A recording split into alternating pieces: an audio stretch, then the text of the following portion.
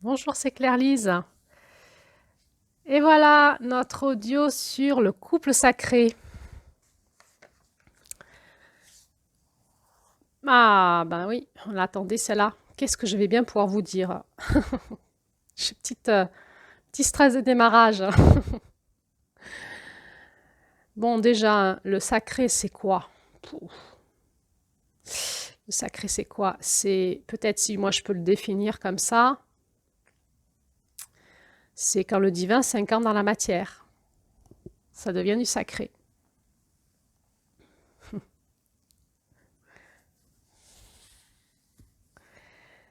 On se rappelle qu'au mois de juin, on avait eu l'enseignement de pouvoir avoir l'autorisation de mettre de l'irrévérence dans le sacré. Et on avait un petit peu écouté la différence qu'il y avait entre la profanation et l'irrévérence.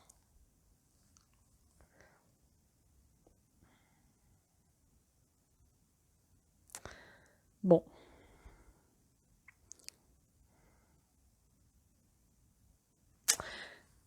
euh, quand j'écoute le couple dans sa dimension sacrée, peut-être qu'on peut se dire, ok, on va se la jouer pas trop, vous savez, le être sérieux, la messe, qu'on peut aussi y mettre de la révérence et en rire et en jouer. Et en même temps, il y a en moi un truc qui dit ouais, mais on va pas aller profaner le couple sacré. Et en même temps, dans celle qui aime toute chose, tout est ok. Tout est ok. On avait vu dans les audios précédentes sur le couple hein, que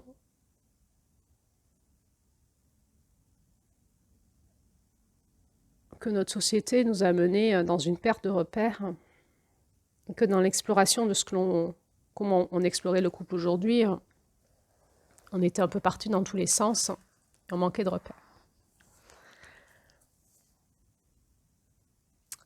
Finalement, quand j'écoute à l'intérieur de moi, dans mon cœur, dans mon espace d'équilibre, tout ça, je me dis, il y a du plus et du moins, il y a du positif et du négatif à notre société.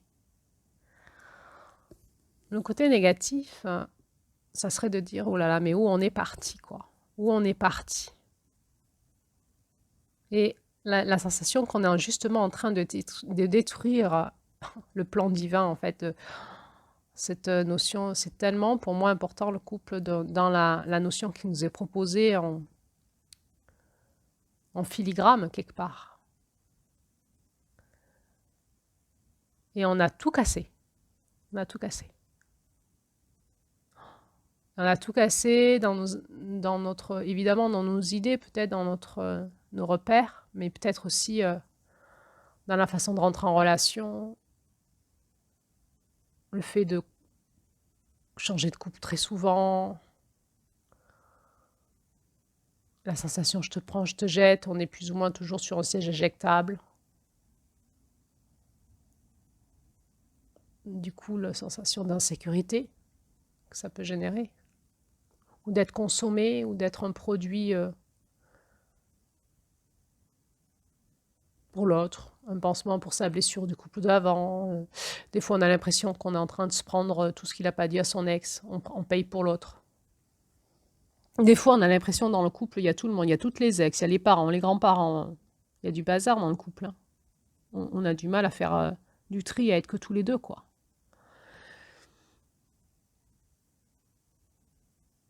Puis ça devient hyper compliqué dans tous les sens. Et puis, même au niveau de la sexualité, on reviendra. Il y aura des audios consacrés à la sexualité, mais même au niveau de la sexualité, on peut des fois ressentir comme des entités sexuelles dans le monde de l'énergie et que la sexualité qui était peut-être plus naturelle, elle ne l'est plus.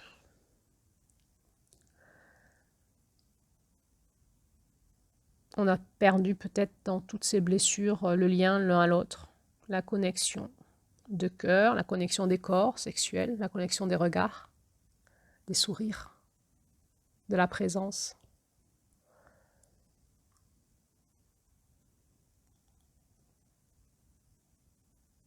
Alors on peut se poser la question, est-ce que c'était mieux chez nos grands-parents? Le devoir conjugal,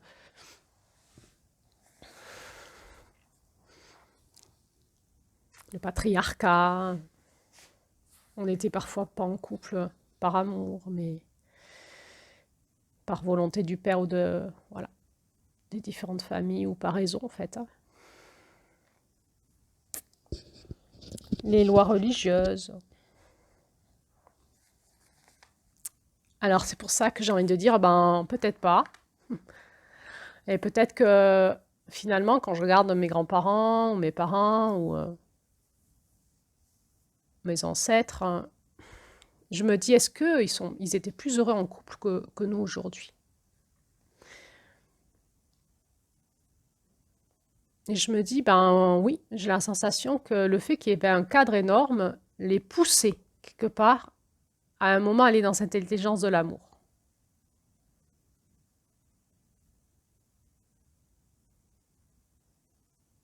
Mais pas forcément.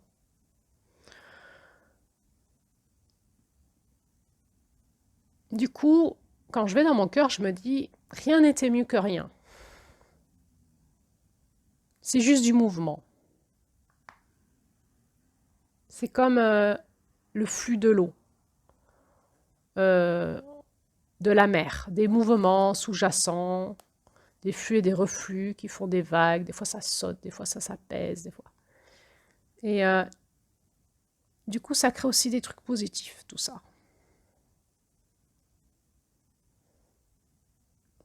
Et qu'est-ce qui est positif, hein, finalement? Comment, j'essaie de faire une transition avec les audios précédentes, comment tout ce magma qui se cherche dans les couples aujourd'hui peut amener un peu plus de sacré, en fait.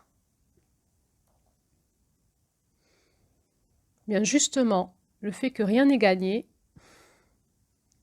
que l'autre ne m'appartient pas, peut créer déjà cette notion de liberté à être et de ne pas rester dans un espace où j'ai pas de liberté. Du coup, ça peut inviter petit à petit à aller plus dans le respect de l'autre, parce que si je ne le respecte pas, il va partir.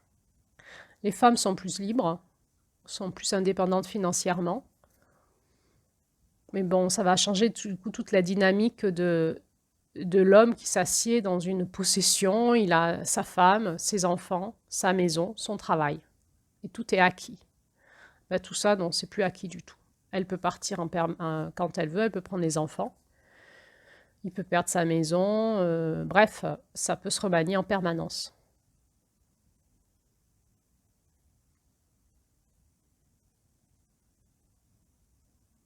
Ce que je vois de positif aussi, c'est qu'on recherche peut-être dans des questionnements, comme autour du polyamour, des couples libres, euh, de l'homosexualité, en s'affranchissant des règles et des lois et en écoutant la dynamique du désir, de l'élan, de l'envie, de créer du lien avec l'autre et de l'intime, justement en fonction de ces flux et ces reflux, des rencontres et des désirs, eh bien ça nous permet d'explorer un espace de vérité. Tant que vous avez les règles, si vous respectez dans les règles, c'est bien. Si vous allez au-delà des règles, c'est mal. Et là, on a fait péter les règles. Et du coup, chacun fait comme il veut. Et du coup, on est dans un espace de vérité. Alors, est-ce que dans le polyamour, tu rencontres vraiment l'amour? Comment tu es dans ton couple libre? Comment c'est dans ton couple homosexuel? Évidemment, sans jugement, parce qu'il n'y a plus de règles. Les lois, on se les met dans notre tête. On se met nos référentiels, nos bien-mal. Mais si on lève les jugements et qu'on va juste dans l'exploration, est-ce que ça crée de la vie, de l'amour en toi et dans ton écosystème? Et c'est vraiment un moment de vérité. Est-ce que ça crée de la souffrance? Quel type de souffrance? Est-ce que c'est une souffrance qui vient séparer, qui vient redynamiser, qui vient ramener du souffle d'amour, du souffle de vie, ou est-ce que c'est une souffrance qui vient détruire quelque chose qui était de l'ordre du sacré, du vivant, de l'amour? Et du coup, par l'expérience, je peux voir en fait ce que je suis en train de vivre. Sentir, comprendre, prendre conscience et puis récupérer cette sagesse pour l'enseigner. Jusqu'à présent, avec les lois de couple données avant mai 68 par une société patriarcale et religieuse, eh bien, évidemment, chaque personne qui était en dehors des lois, on le dénonçait comme étant le fauteur. Et c'était mal. Aujourd'hui, la société nous impose de ne plus juger, d'accueillir dans nos familles, dans notre cercle familial, les homosexuels, les transgenres, le libertinage, le polyamour. Enfin, on n'est pas obligé dans les cercles familiales d'accueillir ces gens-là, mais en tout cas, ils sont là. C'est OK pour la société. C'est peut-être pas OK pour nos lois familiales, mais c'est OK pour la société. Donc ça nous bouscule. Ça nous bouscule dans nos différences de pensée, de vécu, et puis on peut se poser ces questions en vérité. Mais c'est quoi le polyamour? Ah, là on est face plutôt à un don Juan qui va voir plein de femmes et pas s'engager. C'est pas du polyamour. OK. Alors on le nomme comment? Du coup, redéfinir ce qu'on vit, redéfinir nos élans. Ah, il y en a qui font des triplettes, un trouble, pardon, triplette, un trouble, qui se mettent à 3 ensemble. Ok, on écoute. C'est une période, c'est une période, c'est toute une génération ou plusieurs générations qui vont expérimenter quelque chose pour aller quelque part. L'intelligence, elle va ressortir d'une expérience. L'expérience va nous donner de la sagesse. La sagesse va nous donner l'intelligence de nos profondeurs qu'on va pouvoir retransmettre aux générations qui suivent. Et là, on est dans un magma d'expérience pour plusieurs générations, probablement. Et dans tout ça, on cherche l'intelligence de l'amour et du cœur. Alors des fois, on se brûle, des fois, on se casse. Des fois, on a l'impression d'être libre, on s'enferme, on se fait happer, on se fait manipuler, on se fait manger par le coyote. On en ressort tout cassé, tout mal, tout pas bien, tout. Mais c'est pas grave. Enfin, c'est pas grave. Avec un œil qui dézoome, c'est pas grave. Avec l'œil du zoom, ça fait super mal. Ça peut être terrible sur le moment. Mais ok, qu'est-ce que j'ai vécu? Comment je me suis fait avoir? Et c'est intéressant d'avoir ces témoignages. C'est intéressant parce qu'on commence à voir les témoignages des transgenres qui regrettent d'avoir fait leur transition, par exemple.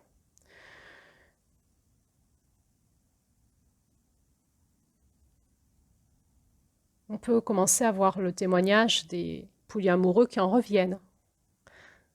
Tout ça, c'est juste de la richesse d'expérience et du témoignage, quoi. C'est ça qui est en train de créer le système, le nouveau système du couple, en fait.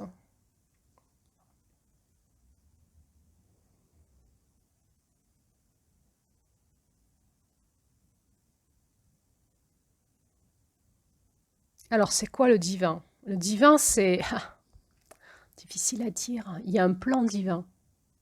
Il y a un plan divin d'amour dans le couple. Bon, personne ne peut dire qui sait c'est quoi le divin. Et le sacré, c'est l'expérience du divin dans la matière pour retrouver le plan. Alors des fois on désacralise, des fois on met de l'irrévérence dans le sacré, des fois on sent on est dans le sacré. C'est de l'expérience le sacré.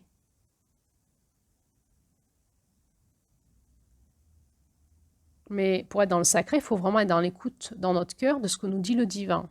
Sinon, on joue. On dit je suis dans la sexualité sacrée, je travaille mon féminin sacré, mon masculin sacré, je vais vers le couple sacré, mais on ne sait pas de quoi on parle, puis on n'a pas envie d'y aller, puis on est en train de manipuler une énergie pour faire semblant que ça fait bien, parce que je suis dans un groupe où ça fait bien de dire ça, un effet de mode. Et puis tout le monde ne sait pas de quoi on parle, du coup c'est mystérieux, ça donne du narcissisme. Et puis du coup, comme on ne sait pas de quoi on parle, on peut faire des cercles de femmes sur le sacré, des postcards sur le féminin sacré, qui peut attirer des hommes ou des femmes, se dire c'est quoi ce truc. Et puis on peut se faire de l'argent, on peut se faire une réputation. Et puis on peut devenir un maître dans le sacré, et puis... En fait, être dans le sacré, c'est être juste dans l'intelligence, enfin, pas, excusez-moi, pas dans l'intelligence, être juste dans la volonté de l'écoute du divin. C'est de l'humilité. Je ne sais pas c'est quoi le sacré. Je vais juste à chaque instant demander au divin de me dire. C'est une attitude de prière, d'écoute, d'éveil.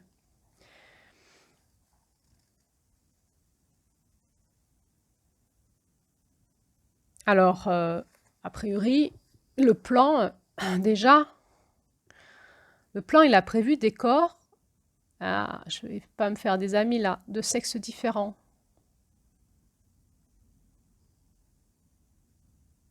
Donc, il y a ce qu'on pense, ce qu'on vit, nos convictions, nos blessures, nos réactions, on défend nos points de vue, tout ça. Et puis, il y a, juste si on lâche tout ça, on se dit, pourquoi le divin, il a créé un corps d'un homme et d'une femme avec des polarités différentes, d'une fonctionnalité différente, des gènes différents, un système génétique différent, et que ça crée une famille.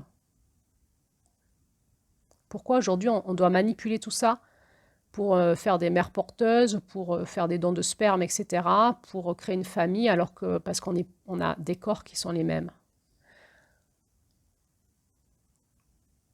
Juste si on revient à la base, si on simplifie tout, notre ego, tous nos trucs en réaction, tous nos blessures, tout ça, et qu'on revient juste à la base, regardons juste. Ça sert à quoi d'avoir deux corps différents?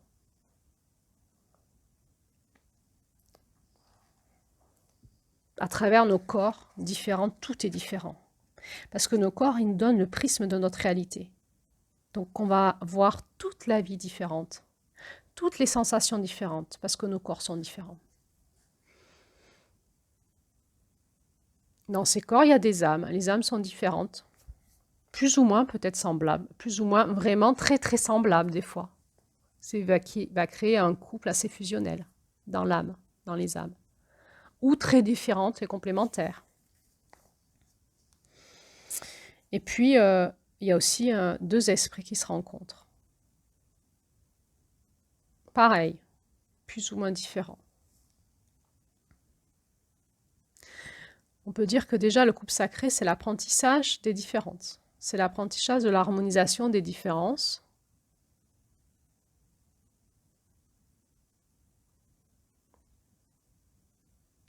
Vous savez, vous connaissez le livre « Les femmes viennent de Mars et de Vénus ». Vous l'avez lu peut-être, ou vous trouverez sur YouTube des mises en scène en théâtre, des sketchs. Je sais que certains d'entre nous n'aiment pas quand on discute des couples et qu'on va dans la caricature. Ah, mais ça, c'est caricatural. Moi, j'aime bien aller dans la caricature quand c'est autant complexe. Ça permet de pousser à l'extrême, de simplifier. Il faut simplifier à un moment, parce que c'est trop complexe, en fait, et on ne va pas y arriver, quoi. Si on pousse l'extrême si on pousse le complexe dans sa simplification à l'extrême, et si on le pousse dans la caricature, ça soulage des fois. On s'y reconnaît dedans, franchement. Vous ne croyez pas? Ça peut nous aider déjà à comprendre comment on fonctionne dans nos différences. Et se dire, ok, alors il n'y a pas de problème, en fait, c'est juste qu'on est différent et on va déjà apprendre à s'aimer dans nos différences, à s'accepter dans nos différences, au lieu de tout le temps se fustiger. Hein? C'est vraiment très énervant pour une femme d'être face à un homme. Ah, il ne fonctionne pas comme nous, quoi. Qu'est-ce que c'est énervant. Et on passe nos séances et nos cercles de femmes à critiquer les hommes. Ça nous fait du bien aussi. C'est très pénible, cette différence. Il ne comprend pas, il ne réagit pas comme moi, il ne voit pas les choses comme moi, il ne me comprend pas. C'est très pénible. Ça crée la souffrance. Ben oui, ben il est différent. On est en couple. Ça va nous forcer à communiquer. La mère de janvier. Ah, elle est là encore, celle-là. Elle est en face de nous. Elle nous rappelle, coucou, je suis là, reviens au centre. Juillet, au centre, tu es obligé de passer par janvier pour venir au centre. Communication dans nos différences. Si on veut être en couple, dans un couple durable qui va vers le sacré, nous sommes obligés de communiquer parce que nous sommes différents. Nous sommes différents. Nous ne sommes pas semblables. Nous allons être obligés de communiquer. Et on voit dans le conte de janvier qu'il y a plein de techniques de communication. Je crois que c'est un moment, le gorille, hein, qui imite, qui mime. Et parfois, on va apprendre à communiquer avec notre compagnon ou notre compagne. Ça s'apprend. Il y a des techniques de communication. Il y a plein de façons de faire. On peut utiliser le mime, on peut faire des dessins, des schémas. Il faut apprendre à communiquer pour entrer dans la mise en commun. Le couple, c'est une mise en commun de nos différences. Il faut accepter nos différences. C'est la base. Et aller dans le respect. Chacun a une place. Ça fonctionne différemment. On le voit dans ce conte. L'homme et la femme ont des places différentes. Ils fonctionnent différemment. Ils vont prendre leur place. Et quand ils sont dans le sacré, qu'ils sont en place, dans leurs différences et dans leur rôle de différence, et qu'ils mettent en commun, il va y avoir comme un orchestre, comme un chant de louange, comme un orchestre qui va commencer à chanter l'harmonie dans la différence et dans l'amour. Chacun sa place. Chacun va accepter dans ce face-à-face et ensemble la différence. Et on est totalement différents. On le reverra dans la sexualité. Il en parle, ce conte différente dans la circulation de l'énergie. Mais c'est parce qu'on est différents dans nos polarités énergétiques, il y a une circulation d'énergie qui se fait en nous.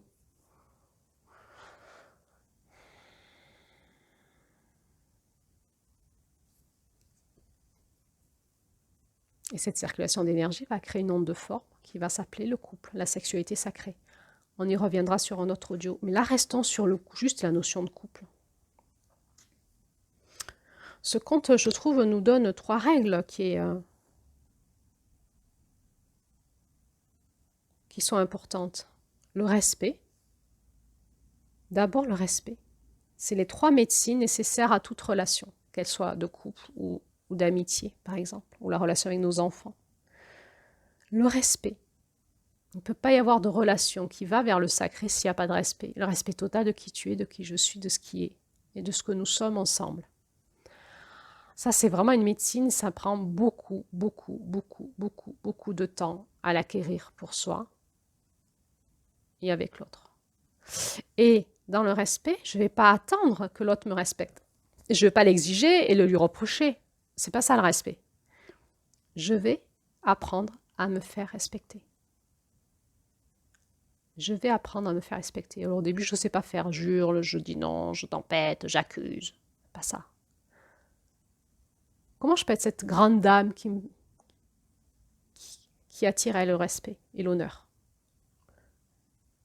Comment je peux me faire respecter par mon compagnon ou par ma compagne? C'est en moi que je vais chercher ça. C'est dans mon redressement, c'est dans mon masculin.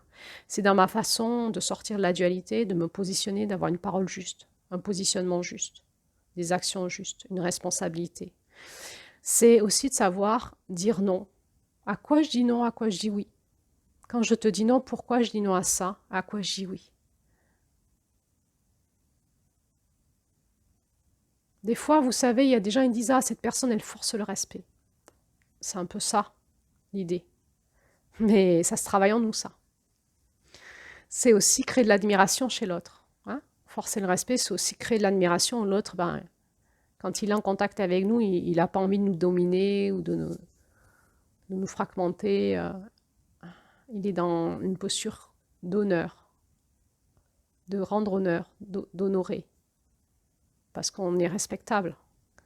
Alors ça se travaille, hein, sur tous les plans. Vous pouvez reprendre toute la roue de février, parce que si on ne respecte pas notre onde de forme sacrée, l'autre ne nous respectera pas. Donc il faut déjà trouver en nous qui on est, hein, notre identité profonde. Et du coup, vous pouvez faire dérouler la roue de mars à juillet sous l'angle du respect. Et en juillet, vous allez savoir vous faire respecter. Ok. Une fois qu'il y a le respect, et il va falloir le maintenir, ce respect, entre nous. Il va falloir le maintenir. C'est le travail dans le couple sacré, c'est ça. Il y aura la confiance. Une fois qu'il y a le respect, on va pouvoir passer à l'étape de la confiance. Vous savez, souvent, il y a des personnes qui viennent en thérapie tout cassées parce qu'ils ont été trahis par leur amoureux, ou leur compagnon, leur compagne. Des fois des années de couple. pour arriver à une blessure de trahison à la fin. Et là, la personne, elle arrive, elle est toute cassée. Et elle me dit, je ne vais plus pouvoir refaire confiance. Et on va travailler la notion de la confiance. C'est quoi la confiance? C'est quoi faire confiance à l'autre? Je ne fais pas confiance à l'autre. Je fais confiance à moi, à mes perceptions, à mon discernement. Je vais aller titiller, je vais aller voir.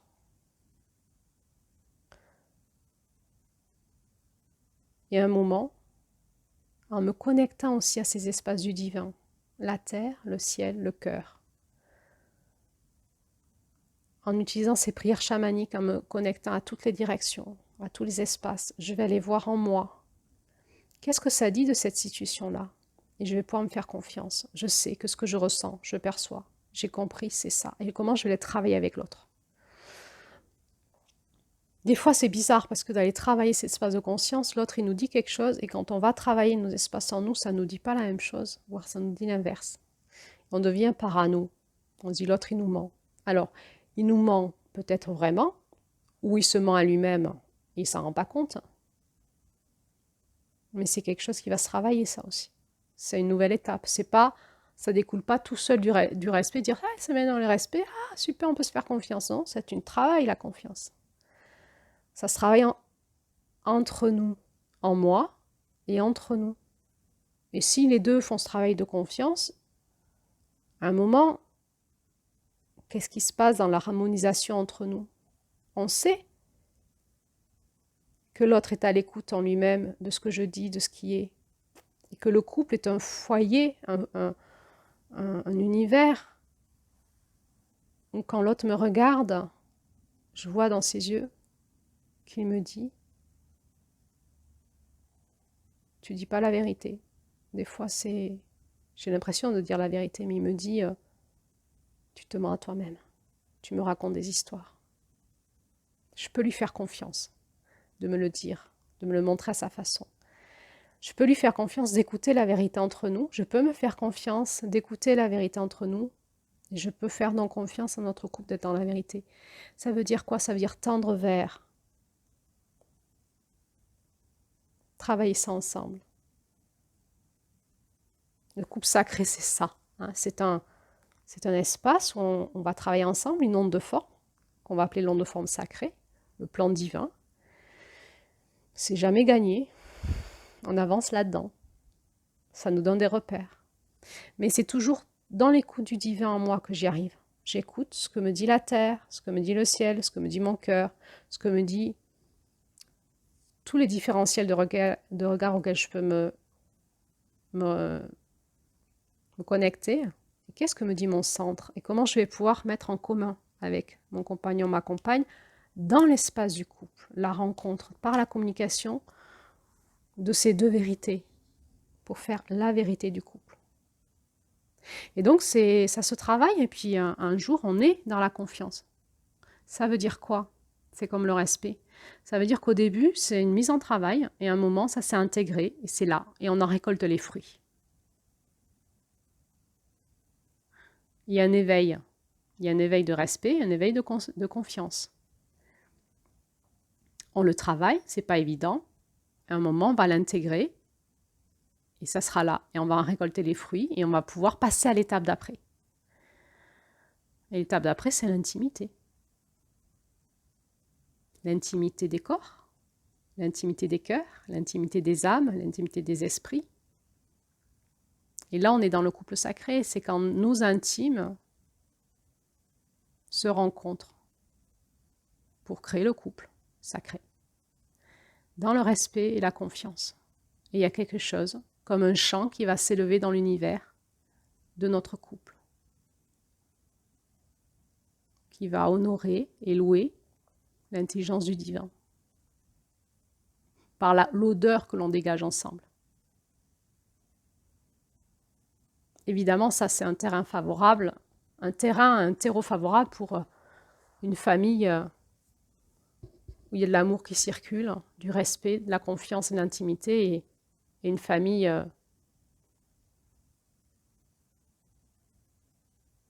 où il y a de l'harmonie, de la joie, c'est ce que nous dit ce conte.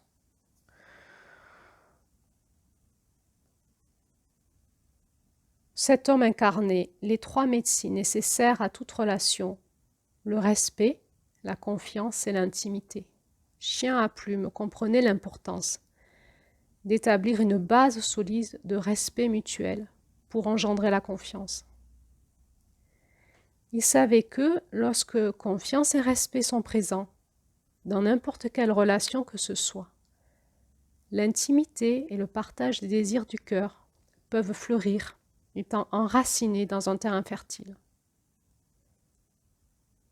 Dans sa sagesse, Chien à plume avait laissé à celle qui aime toute chose le temps dont elle avait besoin pour expérimenter les bases sur lesquelles se construisaient leurs relations.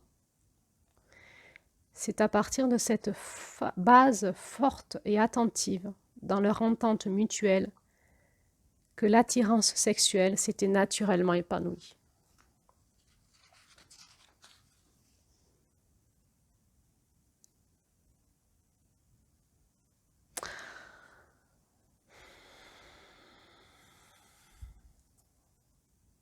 Il y a quelque chose qui nous parle, on y reviendra dans l'audio sur la sexualité sacrée, mais du temps des fiançailles. Là, c'est symbolique ce que je vous dis. Mais moi, ça me tient vraiment à cœur, cette histoire-là. Ce temps de rencontre, ralentir, on est différents. Il va falloir qu'on se rencontre et on a des bases solides à mettre ensemble si on va aller plus loin. Et plus loin, d'en profiter ensemble, d'en jouir ensemble. Pas se décagner rapidement et se défoncer et faire des drames relationnels et repartir tout cassé. Non, pourquoi tu veux accélérer là? On va ralentir, on va apprendre à se rencontrer parce que ce qu'on veut, c'est jouir ensemble de ce qui se passe entre nous. On va prendre le temps nécessaire, le temps des fiançailles. Et c'est génial ce temps-là, on n'a pas besoin de se presser. On va se rencontrer.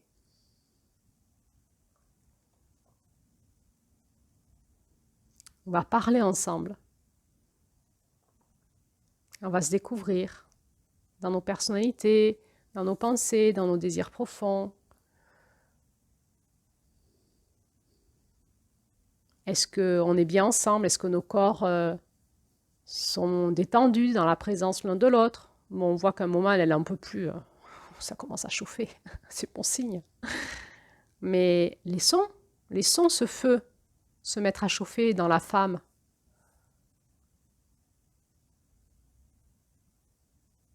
Il n'y a pas d'urgence, au contraire. Hein? Il y a un symbole dans ce conte où il passait beaucoup de temps autour du feu. Hein? Réanimer ce feu des cœurs, ce feu de l'amour, dans tous nos espaces. Hein?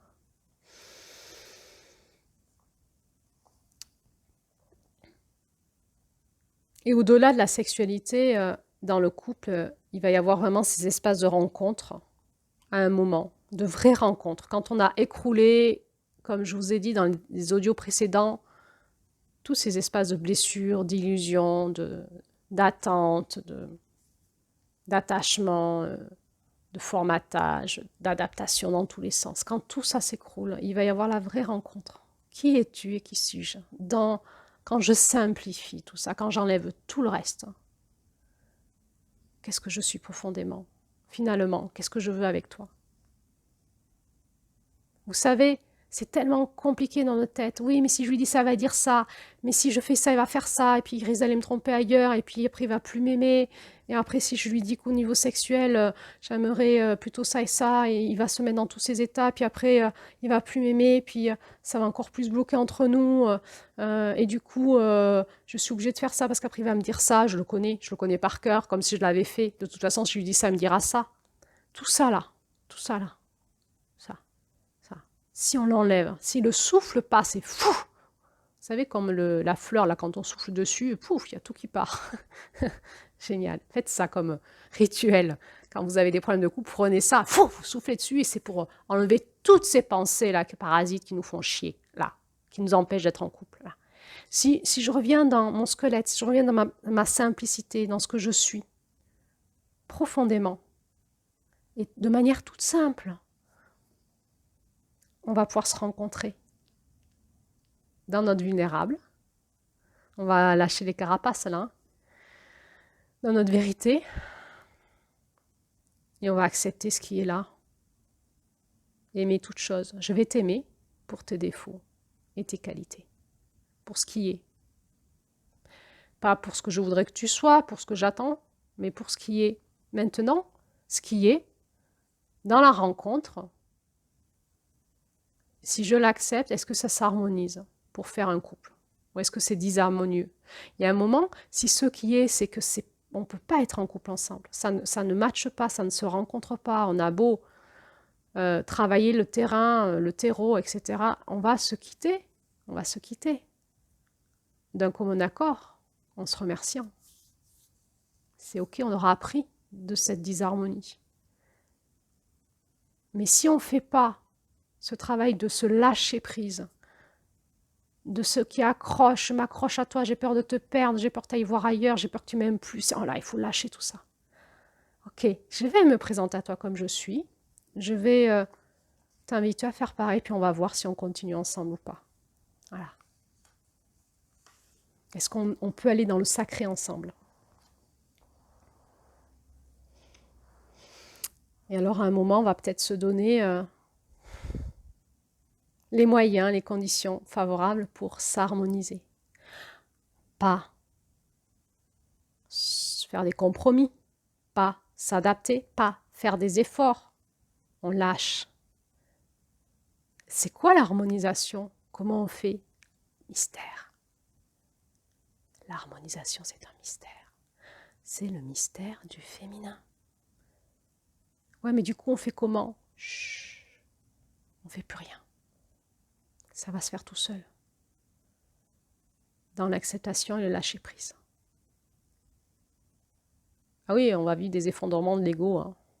Plein de choses qu'on voulait, qu'on faisait, qu'on exigeait, qu'on pensait, qu'on projetait, qu'on pensait pour l'éducation des enfants. Et on voulait partir en vacances là, et la maison, et les projets de maison. Tout va s'arrêter. On ne veut plus rien.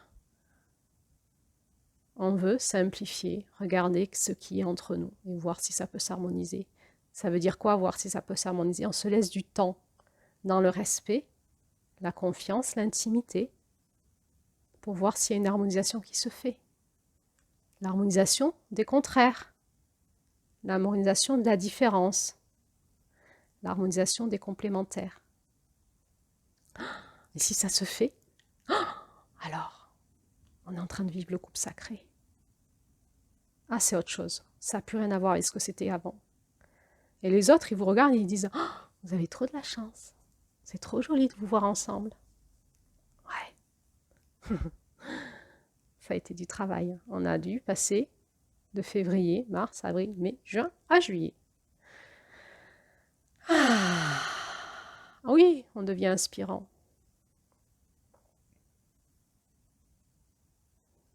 Et on peut expliquer par où on est passé, les étapes. Et là, il va se passer une période d'éveil dans le couple, d'éveil dans le sacré. Et là, le couple devient générateur d'amour entre les personnes, dans la famille et dans la société et dans le cosmos. Alors, dans ce travail, dans ce processus d'éveil, on va continuer à tourner dans la roue. C'est pas accompli, hein. Ça va tourner, la roue elle tourne, et on va repasser par des périodes, dans ces nouvelles roues, dans ces nouveaux états entre nous, de dépendance entre nous, de contre-dépendance, d'indépendance, et puis de co-création, hein, l'interdépendance qui est la sagesse du Nord. Hein. Mais c'est-à-dire qu'on ne sera jamais tout le temps dans la co-création, c'est-à-dire que ce sont des étapes qu'on accepte de passer sans plus s'y accrocher. C'est les étapes de la vie. Et dans tout nouveau cycle, on va repartir dans une bulle fusionnelle. On s'aime trop, on a besoin trop l'un de l'autre, on a envie d'être ensemble, c'est ok. C'est-à-dire que ça sera différent de la dépendance affective, égotique et tout. Là, c'est de nouveau une alchimie, toutes les hormones de bonheur arrivent, c'est reparti pour un tour, on retombe amoureux l'un de l'autre, c'est hallucinant. On en a la conscience, et puis par contre, quand de nouveau, ça titille un petit peu sur nos égos, on apprend à continuer à maintenir le respect, la confiance, l'intimité, on apprend. On travaille ça ensemble. On va en acquérir petit à petit la maîtrise. Ce sera plus de la dépendance affective, ça sera des étapes d'autonomie dans l'éveil du couple sacré. Des étapes d'autonomie, une étape, première étape dépendance, contre-dépendance, deuxième étape, troisième étape indépendance, quatrième étape interdépendance, co-création. Et du coup, il y a des moments, on se sentira trop bien ensemble dans la fusion. Des fois, on en aura marre, l'autre et tout, machin. Ensuite, on dira, on est bien tout seul, hein, on prend un peu de la distance l'un de l'autre, chacun fait des trucs de son côté. Puis ensuite, on va se retrouver, on sait ça, on connaît ça. Ça sera plus des problèmes. Sur certaines choses, on sera indépendant, sur d'autres, on sera fusionnel, sur d'autres, on n'aura plus trop envie d'être ensemble là-dessus. Et tout ça, c'est une alchimie en permanence. Quand on écoute notre centre, en fait, c'est plus un problème. C'est un travail d'équipe qui est en train de se créer dans l'éveil, parce que la roue, elle tourne. Alors on n'aura plus peur de basculer de nouveau, on est dans une période de fusion, mais on sait qu'on va défusionner un moment, c'est ok. Et on en profite, on en a la jouissance, on s'amuse, on s'éclate. On joue avec tout ça, on danse avec tout ça. Ensemble. On sait très bien que quand il y en a un qui démarre, qui va vite dans une évolution, ça va nous bousculer. Et nous, ça va nous tirer en avant, on va être un peu à la ramasse derrière. Éventuellement, carrément, un moment, on va le dépasser. On va fuser devant et on va tirer l'autre avec nous. On n'est pas toujours au même moment, au même endroit. C'est le couple. Et à un moment, ça devient une danse, c'est plus un problème, c'est ok. Et on va en avoir la jouissance.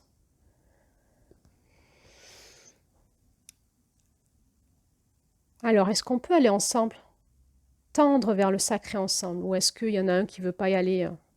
Qu'est-ce qu'on fait alors? Est-ce qu'on continue pas ensemble? C'est quoi notre projet de couple? À chacun et ensemble.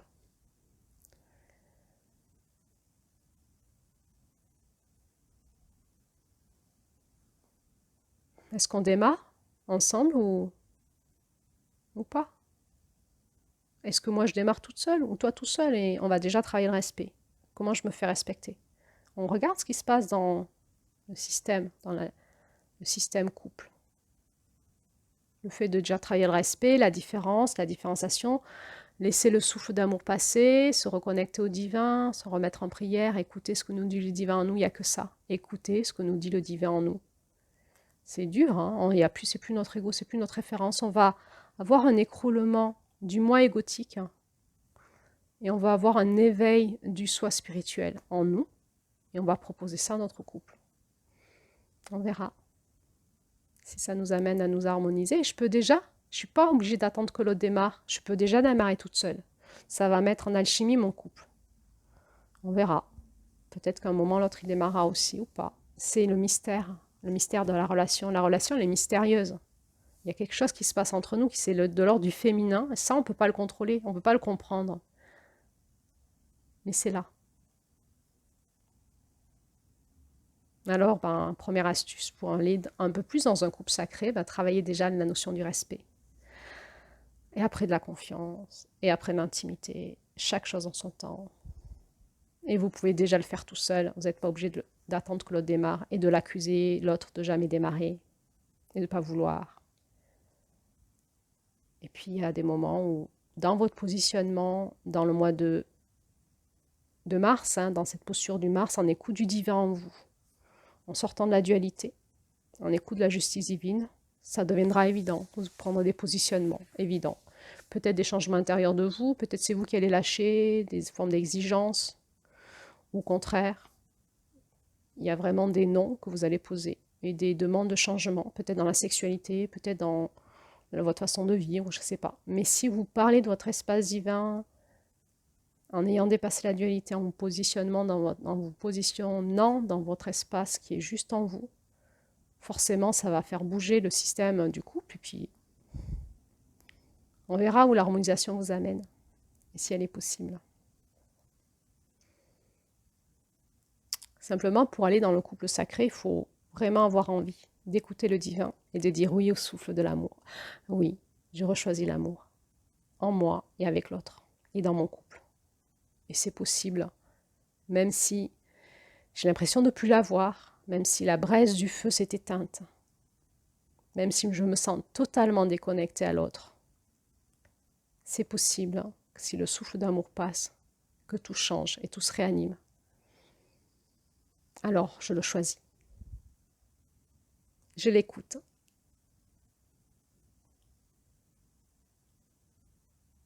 Je me laisse transformer et je le deviens. Pour la bénédiction de moi et de mon couple et de mes enfants.